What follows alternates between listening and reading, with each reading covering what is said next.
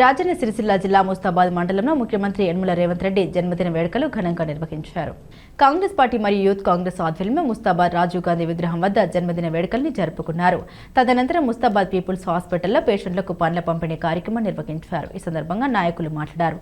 ZPTC స్థాయి నుండి ముఖ్యమంత్రి స్థాయికి ఎదగడం రేవంత్ రెడ్డి నాయకత్వ సామర్థ్యానికి నిదర్శనమని, ప్రతిపక్షాల దుష్ప్రచారాలు ధిక్కారాలు ఎదుర్కొంటూ ప్రజల ఆశీర్వాదంతో రాష్ట్రాన్ని అభివృద్ధి దిశగా నడిపిస్తున్నారని పేర్కొన్నారు. ఈ కార్యక్రమంలో వ్యవసాయ మార్కెట్ కమిటీ చైర్మన్ తలారి రాణి నరసింహులు, యూత్ కాంగ్రెస్ జిల్లా ప్రధాన కార్యదర్శి తాళ్ల విజయరెడ్డి, జిల్లా నాయకులు, మండల నాయకులు, వివిధ గ్రామాల శాఖ అధ్యక్షులు, యూత్ కాంగ్రెస్ నాయకులు, ఎన్ఎస్యుఐ నాయకులు, కార్యకర్తలు, ప్రజలు తదితరులు పాల్గొన్నారు.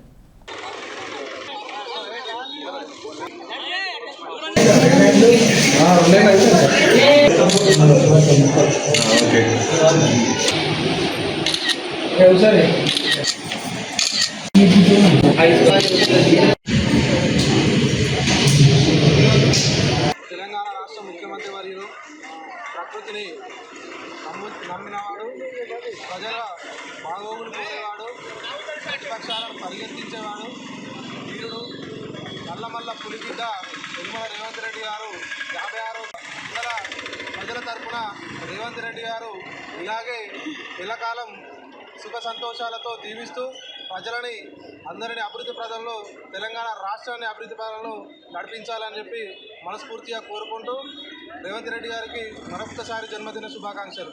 జై రేవంత్ అన్న.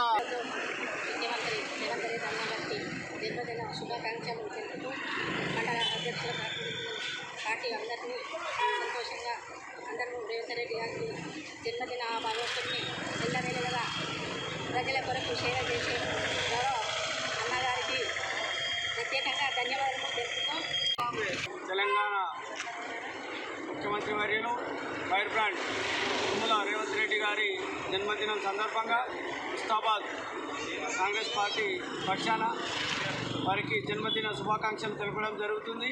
ఈ కార్యక్రమంలో ఏఎంసీ చైర్మన్ తలారి రాణి గారి ఆధ్వర్యంలో నిర్వహించడం జరుగుతుంది.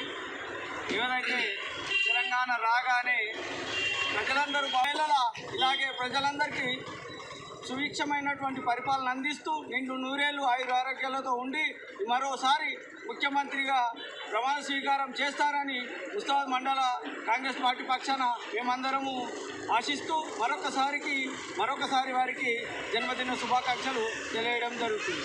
జై